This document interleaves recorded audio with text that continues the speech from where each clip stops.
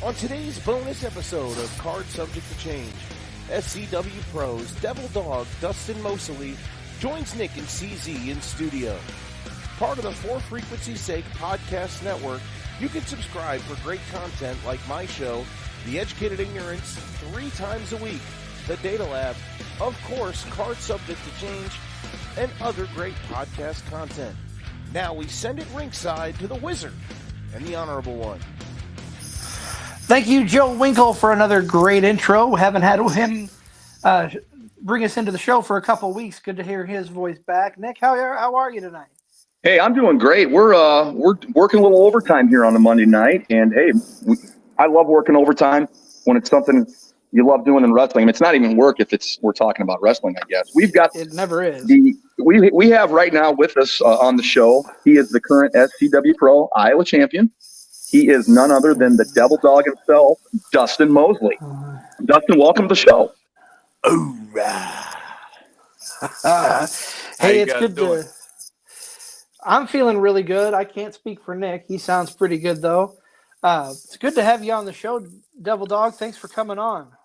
Yeah, I appreciate you guys having me. Hey, no problem. So I'm gonna just start things off how we usually start things off. Tell us what brought you into wrestling as a fan, and then what brought you into wrestling as a wrestler. So I mean, to sum it up real quick, like as a fan, I watched it as a kid. It was kind of like the one show that I was allowed to watch throughout the week and stuff. But as an adult, it was really just chasing that childhood dream because at the time I had finished up with the military, kind of looking, kind of trying to find my escape and where it was that I wanted to put my focus and attention to. And yeah, so I got with a mentor and we kind of pushed through to chase the childhood dreams until we find out what we want. Always a good way to start things off. Now, Dustin, let's talk about the military experience there for a little bit. Yeah. How far into the military were you when it clicked in your head that, hey, when I'm done here, I know what I want to do. I want to go be a wrestler. Like, was that the plan going in, or was there an epiphany, a turning point? Going into the military, I was going to do professional MMA. Okay. So before I just graduated high school, professional MMA was like my pride and joy right there that I was kind of focusing on at the time. And had a conversation with my grandfather, and I ended up joining the Marine Corps. And all the way through, I used to have a saying, especially like in the Marines, like whenever people ask me why I was working out or why am I doing this so much and going to these shows and stuff, and it was Vince McMahon hasn't called me yet. So I needed to work a little bit harder. But it kind of took me a little bit. Like I wanted to do it, and I always thought about doing it, but I really never found the exact point. And right now, I wish I would have done it as soon as I got out of the military. But you really don't know until you kind of travel that road. For sure. So you mentioned wanting to do MMA fighting. What transitioned you from MMA into a wrestling mode? What was the main catalyst there? Where about now? Like going from MMA to wrestling? Yeah. I mean, there was no click. So, like, getting into wrestling, I kind of knew my tools. I knew I could, like, just coming from my background from kickboxing, boxing, MMA, and then learning judo and stuff through the Marine Corps. I kind of knew somewhat of what I needed to do in the ring and what I felt comfortable with doing, things that just were naturally there. I didn't really want to transition MMA personnel to pro wrestling, if that makes any sense. Yes. No. You said something a couple comments back that really caught my ear, and I wrote it down, and you said Vince hasn't called yet. Yeah. I used to, man. Is that the motivating factor in the Devil Dog's head? Is that what hey, Vince hasn't called yet. Is that the credo? Is that kind of the war cry? Yeah, that's the nose to the grindstone. At the end of the day, I kind of look at it, can you have the prize without being emotionally attached to it, right? So yeah, there's going to be some good things that go, but you still got work to put in. I'm not finished. I'm just beginning, and so it's one of those things where I need to make enough noise. I got to shake it up. I got to do something that I'm passionate about doing, and kind of work my way to that phone call. Yeah, because whenever the work is put in, people will notice. You're absolutely right. I mean, seeing you in the ring, seeing how you look, you've put the work in. The phone call's eventually going to come. It may not be Vince on the other end, since Vince really isn't in charge anymore, per se. But Yeah. Maybe that has to change to Triple H, or Paul hasn't called yet. But Hey, that phone call is going to come, and when that phone call comes, you're going to be more than ready. Yeah. Well, that's always the preparation for it, right? I've kind of been that's kind of been my approach to a lot of things, where you're kind of overly prepared. It can get you in trouble, but it can also slow things down. And whenever things get slowed down, you need to be able to be patient. But You just said something that I try to tell my kids or other people about patience. That's easier said than done. I know that. Talk about how hard that is in the world of wrestling when you're told to be patient. Oh, it's like you said, it's easier said than done. So with me, my main goal is to keep the tactical mindset. I understand with the tactical mindset, you kind of push through where you understand what the end goal of the mission is, and everything in between it, you just got to kind of clean it up and keep going. It's showing the adroit planning and aiming at the end and beyond the immediate action. And that's in the immediate action of everything that's going on. That's where, whenever I've been patient, a lot of things have happened a little bit better. But it's hard because everybody's chasing the same dream, and it's just one of those things where you just got to live it. It's not something that's just going to be given to you. Patience is developed over time. Sure, I love asking these kind of questions, Devil Dog, because I'm obviously never going to get in the squared circle. I'm a big fan, but you're right. Everybody's chasing that dream, and that dream's got very limited spots, right? The spots like that aren't handed out, like newspapers, So it's a hard thing to grasp. A lot of people chasing that dream, chasing fewer spots, but sounds like you've got the right the mindset and attitude for it. And that's why you got to know your lane and stay in it. Patience is a big thing, but also knowing your lane and what you bring to the show is a big thing too. Kind of don't get lost in the sauce and trying to be like everybody else. You got to be yourself. You got to be unique. But what is the uniqueness that you're going to bring to the show to grab attention? Oh, absolutely. I agree. You're right. You're right. When you talk about so many people chasing those spots and so few spots, and what are you going to do that's different that nobody else has done? Or what are you going to bring to the table? I mean, that's a great way to put it. It's a great way to put it in perspective. I haven't heard it that way before, but I'm glad you're on here to put that into perspective for us. Well, yeah. No, it's what can you bring to the table? What's your value to the company?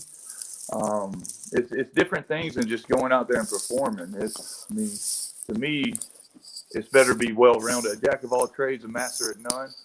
But at the end of the day, you're still better than a master at one. So, you just got to kind of have your outlets for the industry, because there's so much into it that makes the show go on. Not everybody can be wrestlers, but there's there's more positions for the show. I'm more focused. I like the show, but you also got to be almost selfish and put yourself out there too. And I don't get mad at anybody for chasing the dream alongside with me, and they do things differently. It's art, and everybody's imaginations are different, and everybody's vision is different to achieve their dream. So can't knock on them. Gotta rise with it. And Devil Dog, we're talking about putting your own signature, making your own mark in the business here. You know, Nick is notorious for saying that styles make fights. So Oh, yeah. I gotta ask, who do you look at as inspiration? Who influenced your style in the ring? Man. Well, so like I'm almost like a mutt. So I've got Hey, a bunch. and there's nothing wrong. Hey, sometimes mutt is a derogatory term, but in this sense, it's not. It's good to be a mutt in this case, right? Yeah. I mean, I bring a little. The first two. So how I got attached to wrestling was Ric Flair and Sting, Surfer Sting. So I started watching it, watching clips right there, WCW, and then whenever I really got hooked to it with a kid was Attitude Era, Stone Cold, The Rock. Sure. And then the early 2000s with Brock Lesnar, Randy Orton, Kurt Angle. I mean, you had a lot of good wrestling right there to me. And then also, like Triple H, how he came along, and then what you find out like later on, where he had the vision of the business side and ended up staying in. But yeah, it's just one of those things where I kind of look at a lot of people, especially today. I kind of look at like the all three, where you have a decent performance in the ring, but you can work that microphone, and that's kind of who I draw to, and kind of look up to, like in those stints of how they can be calm in the presence and cut a good promo. And I mean, right now I've got a lot of good coaches, especially with Seth Rollins, like on screen. I don't think he can do anything wrong right now. Yeah, it seems like he's got the Midas touch right now when it comes to when he gets on the mic. He's got full command of the place, and that says a lot. You never hear the what during when he talks. You never hear that. The crowd knows, and that comes with years of talent and respect, of course. But you mentioned a lot of great names there. Names we'll go back and visit, but I'm glad you brought up Seth Rollins. Talk to us, Devil Dog, about how you got to Davenport, Iowa, in the Black and Brave Academy. So I was looking for a wrestling academy. I finally, I'd been talking about it, and it's like, all right, you're only getting older. Go ahead and knock this out and be done with it. And, I needed something I could focus on for 10 years. And that was kind of the vision with pro wrestling, wherever it went, but I just needed to get there. And I was living in San Diego at the time and went to a couple of gyms, couple shows, like a couple of the academies or whatever there, but it really wasn't to like my liking, my fans, my regiment that I was looking for. I kind of wanted to go to a place that's all we focused on, and everything was on time. The classes were every day, and you're able to kind of focus on just wrestling for 3 months. Black and Brave just happened to be for 3 months. My dad's a big fan. I kind of told him what I wanted to do, and he had brought up that there was a school opening, or it was already open, but Black and Brave. I looked at it, watched it. I saw that on screen it was Seth Rollins running the academy. We had similar backgrounds, especially like with weight training, baseball. I liked his stuff on screen. I saw like how he evolved as a character more than anything, coming through NXT and up to WWE to the main roster. And I kind of saw the route where he wasn't given everything, and he had to kind of work his way up. I liked the work ethic. I felt that was a good place for my work ethic. And so that's where I kind of dialed in for Black and Brave, saved up the money, and applied and made it there. Well, you mentioned, you know, you're from Southern California and you end up at the Black and Brave Academy in Davenport, Iowa. I'll tell you what, the Midwest doesn't have the best weather, but we do have that work ethic. I think that living in San Diego for 10 years and then coming out here is it's a blessing and a curse. It's a blessing. Well, it's probably like it's like a nasty chop across the chest, right? That first winter that cuts through you, man. Like nails in a ring on. Well, you lived in paradise, okay, San Diego. You come to Davenport, Iowa. Tell us about that first day when you walk into wrestling school. I mean, you've been in the Marines, so this is probably, I mean, it's definitely a different path, but I'm guessing the Marines got you well prepared for this. Life in general, life before got me prepared for it. Well, sure. But like with the Marine Corps, the Marine Corps definitely puts you out of your comfort zone, and you know, packing up, moving. Next thing you know it, you're screaming at a tree at 12 o'clock at night, don't know where you're at. So it's just like one of those things where it's a culture shock more than anything. But with Black and Brave, like my first day, everything was kind of calm. You know, kind of you kind of understand not everybody that showed up was going to stay. Especially if you know the wrestling business, not everybody makes it. Not everybody gets, you know, that extended time, like to be able to become a wrestler. It's not made for everybody, physically, and then eventually you find out the mental side of it. But we started. You know, we had day 0, which was the conditioning test, and I was well prepared for that. And the music that was playing, the chaos that was going on, I felt right at home. I was calm, cool, and collective, and in my place. Nothing. I wasn't getting flustered. Wasn't out of breath. Nothing. I was happy to be there. Well, that sounds fantastic. I'm glad you made it there because you're really starting to make a name for yourself, at least here locally through SCW Pro, and I'm sure that's going to just extend on further. We're going to take a quick pause right now. We do have to pay homage to our brethren on the For Frequency Sake podcast network. So I'm going to play a quick promo, and then we'll get right back to you, okay? Okay. Make sure you tune into For Frequency's Sake on Facebook, Twitter, YouTube, and Twitch each Sunday during the football season from 10 a.m. to 11:30 a.m. The boys from For Fantasy's Sake will be bringing the fire fantasy football takes, updating you on the week's rankings and injuries, and getting you ready for your fantasy football matchups each and every week. The show is interactive, so be sure to send your questions. You can find them at For Frequency's Sake on Facebook, at FFSQC on Twitter, or you can send them an email at forfantasysakeqc@gmail.com. I'd like to thank our fellow brethren here on the podcast for the love and respect, and we also thank the Devil Dog Dustan Moseley for joining us here tonight. Right before the break, we were talking about kind of what it was like for you training at Black and Brave when you first got there. Kind of walk us through now what, you know, without going too much behind the curtain, what a normal day is like now for you, what a normal day is like now for the Devil Dog. Well, now since I won the championship, everything kind of, like, especially work-wise, picked up. Sure. With training and everything. More reps, got to get crisp.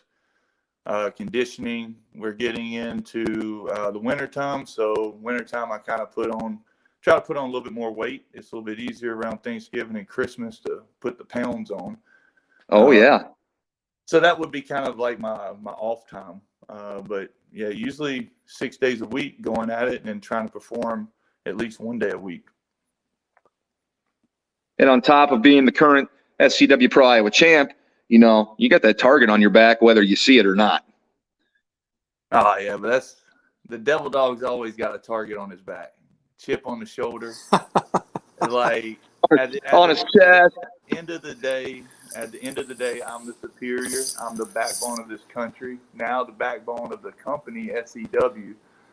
It's just one of those things where I perform better whenever there is a chip on my shoulder, a target on my back, because at the end of the day, you just got to outmaneuver. And I'm in my comfort zone in that way. It feels good. The way you describe it, you've put the work in. You continue to put the work in. You've had the experience. You're in the good mental mindset. Can you possibly be in a better place mentally or than where you are right now? I can only get better. Sure. I'm better than Sure. I was yesterday. Yeah. Don't get me wrong. Now, everybody fights. You've got those demons inside, but at the end of the day, I believe in myself. I've gotten this far, and there's nothing that anybody's going to stand in my way. I understand the work that I've put in. There's perseverance there. It's not where people might call it cocky or anything. I know the hours that I put into that gym. I know the repetition that I've put in. I understand the film that I've watched and the direction that I want to take this mission. And I understand too, at the end of the day, it's not just about me. It's everybody behind me, where I can give them a path.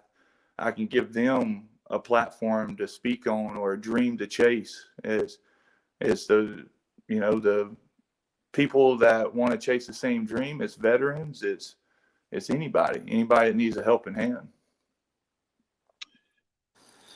And I mean, you talk about all the work you're putting in, and it does take work to be in the shape you're in and to do everything you're doing. But at the end of the day, when you're doing something you love, is it really work?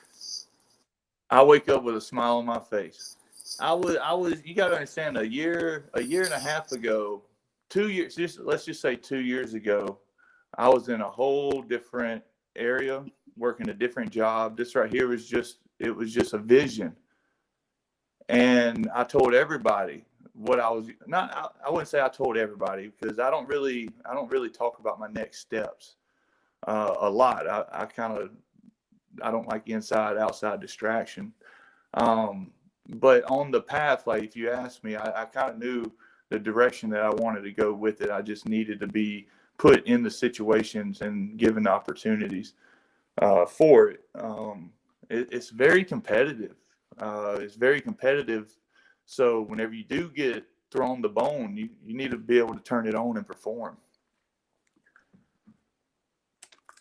And I think you've done that. You're carrying gold. You don't just slip and fall on gold. But I will tell you, I mean, we had Merrick Brave on the podcast a few weeks back, and we were talking about the product, and we said, hey, who are the names we need to look out for? 2022, 2023. Devil Dog Dustan Moseley, first name to come out of his mouth. Really? He must be thinking about that ass whooping I gave him. Yeah, he was completely honest. If I'm not wrong, CZ, he was completely honest in that interview. Yeah. But he said you're one of the names you got to look out for. Now, knowing that, everybody else is shooting for you too. It ain't just him. Everybody's shooting for you. Oh yeah. Yeah. But that's good. I mean, hell, if like Triple H once said, he said, if you ain't making enemies, you ain't making money. And I'm here for the fight industry. I'm here for the realness of it. Let's make some money on it. Yeah, let them show up. I'm surprised that does make my day hearing that, especially coming from head coach. I'm going to tell you what, you made my day when I was at the last SCW show. I was actually walked up to you and I said, hey, you're my stunt double. Let's get a picture. And the Devil Dog looked at me like he was looking at himself in the mirror. Now, before we went on here, I'm gonna toot my own horn here because I don't get very many compliments. The Devil Dog himself said before we went on air, he's been in 10 states, he's been around the world twice, and he has never seen a stunt double like yours truly. Right on the money. That's word for word. We may have to work. Yeah. Oh yeah. Ooh. I'll work on it, but no, you're definitely the better looking of the two. I'll say that. I'll give you that. We need to get you in ring shape, Nick, so you guys can form a tag team. You know, you know what? Like, I could be like the Damian Sandow to his Miz, right? Yes. Yeah, we can definitely make it happen. Yeah. Hey, But that's the great thing about the professional less in shape Devil Dog. Hey, I'm down. I'm down for anything, man. Yeah, you gotta work it in. You gotta work it in. Let's talk about. I believe it's this Saturday night coming up. Iowa City SCW Pro out at the Wildwood. Out at the Wildwood barbecue. What are we to expect from the Devil Dog? You never know what to expect. I mean, That's the answer. I don't think about it. I just show up, react. I mean, like I said, put in the hours in the gym. Yeah, you never know what to expect. Expect the unexpected, and make sure you're paying attention because anything can happen at the blink of an eye. So I kind of want to. Oh, go ahead. Oh yeah, go ahead. No, you go ahead, CZ. No, you sounded like you had a follow up. I was going to transition to a different direction here. Well, I was just going to kind of go back. You were talking about training, and we had Manders on here, the one called Manders on here a few weeks ago, and he was kind of talking about how, you know, he looks at he talked about training here and talking about Seth Rollins, looks at him as his work dad. Do you kind of have that relationship with, you've got a question, you can reach out to him and he's able to help you out? Absolutely. That's what all the coaches too. So I look at like with Seth Rollins as the head coach, and then you have your offense coordinator and you have your defense coordinator if you're looking at football, right? So that's. I love the football analogies. There we go. So that's kind of how I look at it. Merritt Brave would be the offense coordinator. Matt Mayday Crotch would be my defense coordinator, and Colby Seth Rollins would be the head coach, putting everything in play. He's got the finer. He looks at things differently, and he's just been all over with pro wrestling. So yes, definitely. If I have a question, I definitely reach out, and I mean, he's always right on the money.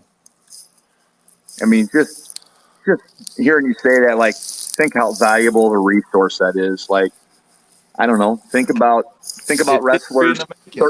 Like, it's history. Like, where has there been an active superstar, WWE, that had this camp open at the same time? You know, usually you don't find it active. And yeah, we're in a sweet spot especially for professional wrestling right now. Like, there's so much. There's change coming. There's companies arriving. There's different platforms to jump off of. Travels, everything. Like, we're in the history of professional wrestling. And Devil Dog, you touch on a great point. Like, Chris and I were talking CZ and I were talking off air last night, and it's like, what a time to be a fan. Yes, absolutely. Regardless of what you like, what kind of wrestling you like who you like, it's out there, and there's not a shortage of it right now. And if there's something you don't like, there's easily something else to go find. I mean, what a time to be a fan. Correct. Yes. And you know, so like I've been reading Moxley's book, and that was one thing that he kind of touched on was it may not be right now. Say this conversation that we're having right now, it might not be heard by everybody here in the next, you can give it 5 to 10 years or whatever, right? Or week, 2 weeks to a month or a year. But here in a decade, like, it's still trapped. Like, we had this conversation. Someone can click on it, listen to it 10 years from now. Right. And, like, the resources and how everything is set up right now hasn't always been this way. No, that's very true. And, in that, guys, I kind of want to transition over. You've got the ability to click on any show you want for the most part, it seems. So let's talk about your past, some of your wrestling memories, and some of the old shows. Like if you were to fire up Peacock right now and pick an old show or two to watch, what would you be watching right now?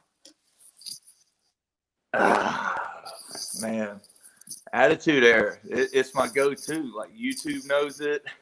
Peacock.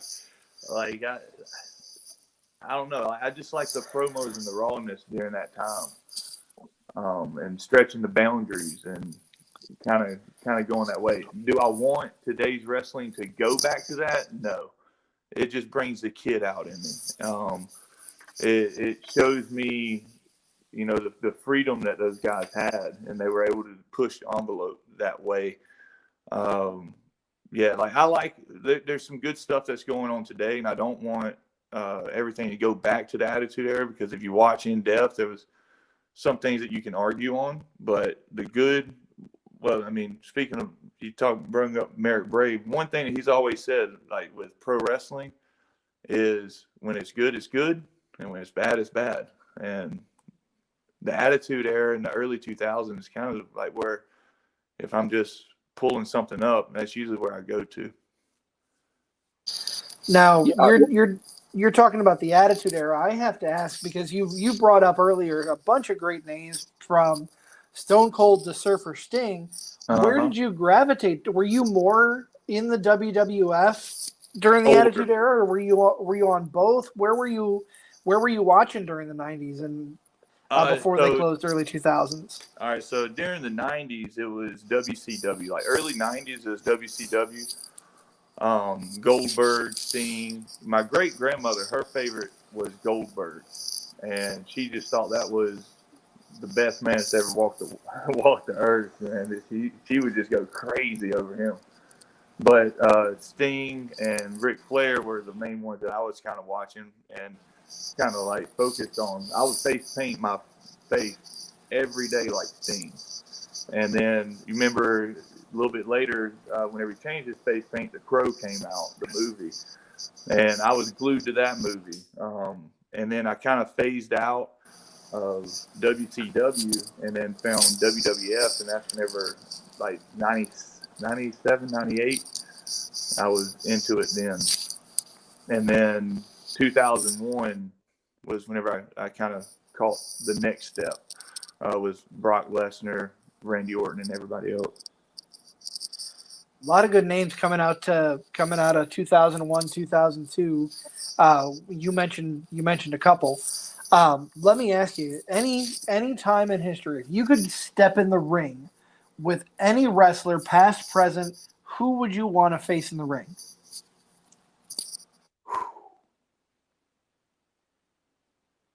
I mean, I would so what I would do to get everything I wanted, I would have a match, a lumberjack match, and just put them all on the outside, so whenever I got out, they could whoop my ass. Hey, I like that idea. I don't want just one match. I want to have an interesting match with it. That may be the best answer. Brock Lesnar, The Rock, Stone Cold, Randy Orton, Sting, Ric Flair out there just beating my ass on the floor. That may be the best answer we've gotten from that question. I've never heard of anybody say like a dream lumberjack match, but you're right. That's a way to get everybody in there. Yeah, it is, and have fun with it. I love it. I mean, I couldn't see. Yeah, just having one. I would want to make a little bit of an interesting match off of it. So now, you mentioned Devil Dog. You mentioned Sting a few times, and Sting holds a soft spot in my heart because the first time around, I really didn't see WCW as a kid. I didn't really have cable until I was in high school, so I knew who Sting was. So I didn't really see a lot of his matches. So I really didn't give him a lot of credit growing up because I really didn't see his stuff growing up. But now, Sting is like my like the person I try to give the most love to, since I didn't give him the love in the past. Can you give me your best Tony Schiavone at Sting? Ah, I'll do mine. Anytime I can do it, I'll do it. let's hear it. It's Yeah. It's ridiculous, but I get goosebumps every time. I get goosebumps every time, Schiavone does it. It takes me back to my childhood. Brings a smile to my face every time. Yeah. Have you seen that Tosh.0 episode where the guy's a big Sting fan? No, I have not. That's funny. That's the voice impersonation that I would make. Yeah, because he's like, I got his Sting. He's going crazy, and then Tosh looks at him and he's like, so guess who I brought here today? And he's like, no. He's starting to freak out, and then Tosh walks in dressed up as Sting, and then crushed his dreams. He was so excited.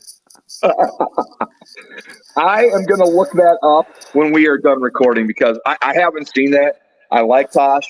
I love Sting, so the whole thing's going to be good. Yeah. Oh, yeah.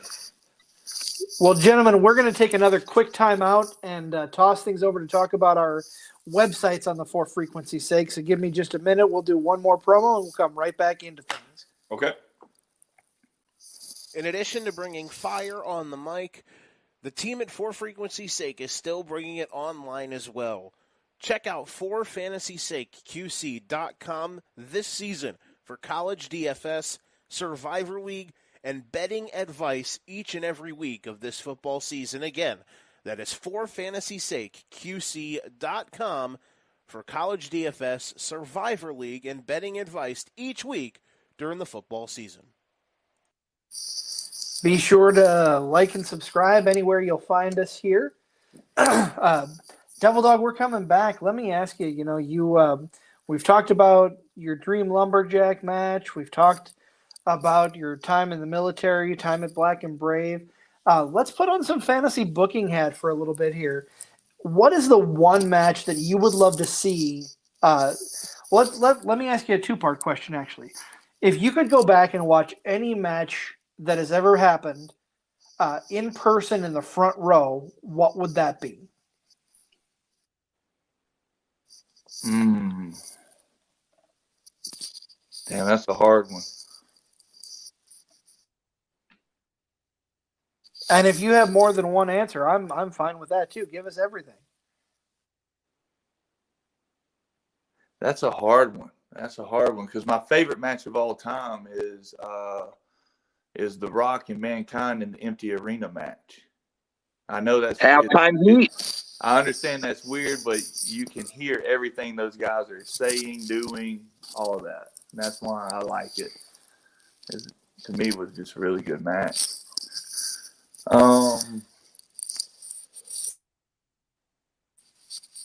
Yeah, I don't know. That's a hard one because that match. I'm glad you said that match, Devil Dog, because that was kind of a brave match for the time, right?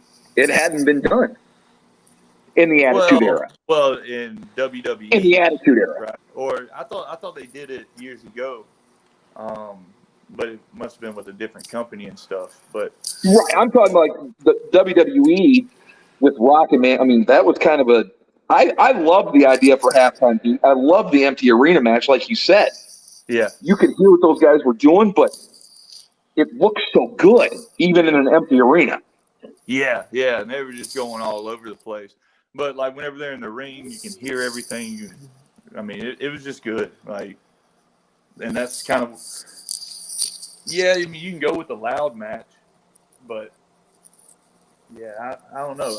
I guess I would like to see if I could see a front row, the Stone Cold and Kevin Owens. That would have been a pretty good one, like crowd energy. Oh my goodness, yes. Like if I for could sure row with the Seth Rollins and damn Cody. That would have been. I don't know. It's just so hard. Even at the WrestleMania with that match, that card was just stacked. I'm for it all. I don't know. Like, Those are all good answers. Those are all great answers. Yeah. Like if I'm speaking like what's happened recently, yeah, it would be Seth Rollins versus Colby, and then Matt. I would really like to see the. All right, I got one. It's Seth Rollins versus Roman Reigns, and it's whenever Seth Rollins wore the Shield gear. The way that he presented that match and what the characteristics that he did from the laughing, getting out of certain things, the mind games that he played, like that's ring general stuff. And I really liked it. Yeah. I wish I could sit down and watch that one live, front row, and just enjoy that moment without having to take notes or anything, because it was just the character behind that was just powerful. In today's wrestling, that's rare. That is a fantastic that's rare. That's great. You say that in today's wrestling, that's rare, and you get to learn from that guy and text him anytime you got a question, right? It's crazy. It's crazy. Isn't that crazy? I mean, just think about that.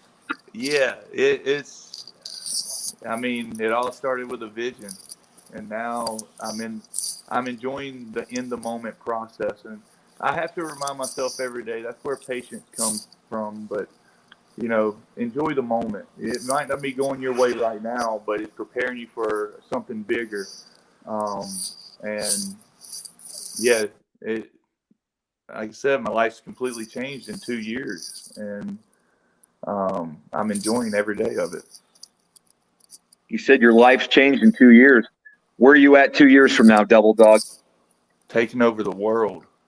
Yes. Yes. Put it in paper. I will be in another country next fall. You heard it here, folks. You heard it here, folks. Yes, I will be.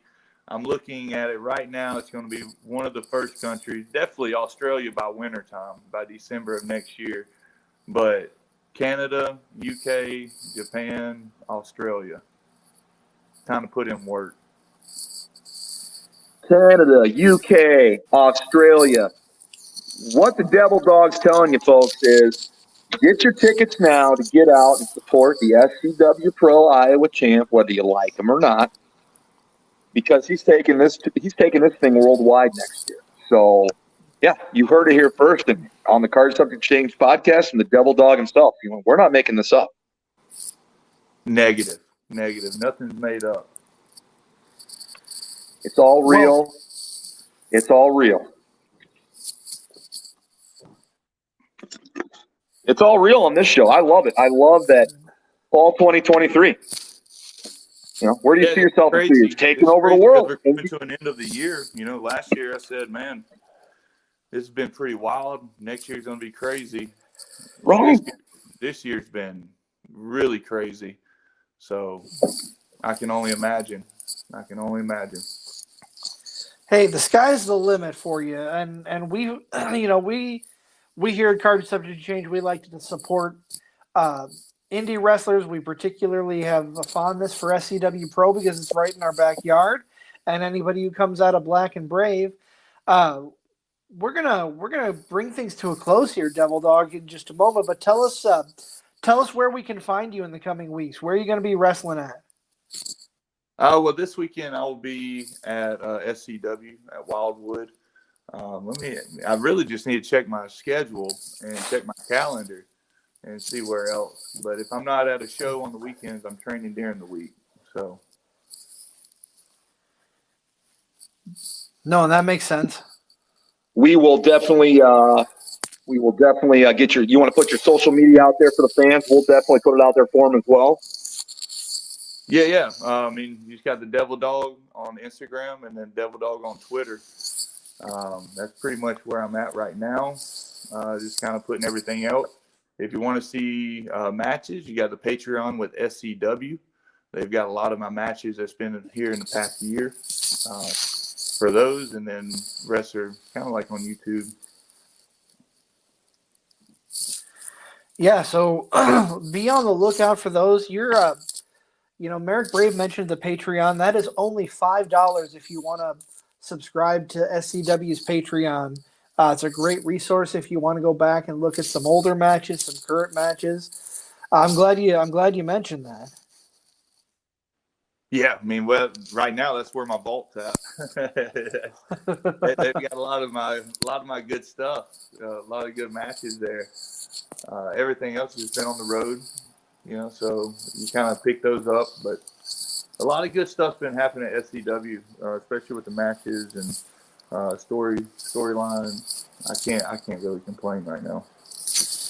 And I know Nick's been out to the last couple of shows at Walcott. I try and get out when I can, but my work schedule, especially now, I'm working Saturdays and I'm on the road. Like I'm talking to you right now from River Falls, Wisconsin, for my job. So there we go. I know Nick's back in the Quad Cities. We're nationwide. Yeah.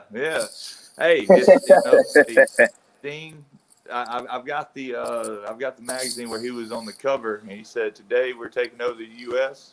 and tomorrow, next week, we're taking over the world." So I mean, you can be anywhere in the world right now, especially with technology. Absolutely, it's a great time. It's a great time, obviously, for technology, and we want to thank you for taking time out of your busy schedule for joining us. We're taping this late on a Monday night. We know you're busy, and we want to thank you for coming on here and joining us on Card Subject to Change. Awesome, I really do appreciate you guys. Hey, thank you so much. We're gonna put the show to a close now here. For my partner Nick, I am the Wizard CZ. You can find Nick at Nick Bull 55 on Twitter. You can find me at the Wizard CZ on Twitter. You can find the podcast at CSTC Podcast. We're also on Facebook under Card Subject to Change. Thank you once again to the Devil Dog Dustan Moseley. We'll be back next week talking about Halloween Havoc 97. Nick, you have a good night, and everybody, thank you for tuning in.